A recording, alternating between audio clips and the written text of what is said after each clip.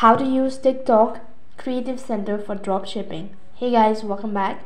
In order to use TikTok Creativity Center for dropshipping and leverage the TikTok ad library effectively, follow these steps. First of all, you need to access TikTok Creative Center. For that, you need to open up a web browser.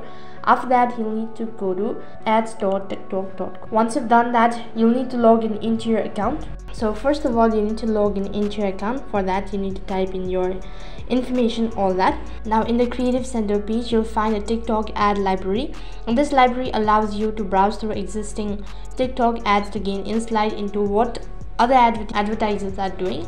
You can filter ads by recent industries and objective to find relevant examples. And apart from it, use the TikTok ads library to study ads from competitor and businesses in your niche. Now pay attention to ads creative and copy and call to actions. Take a note of what elements are working well.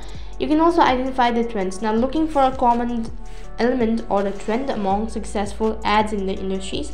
This might include popular music, video styles, and messaging and whatsoever. Now TikTok is known for its creativity and fun content.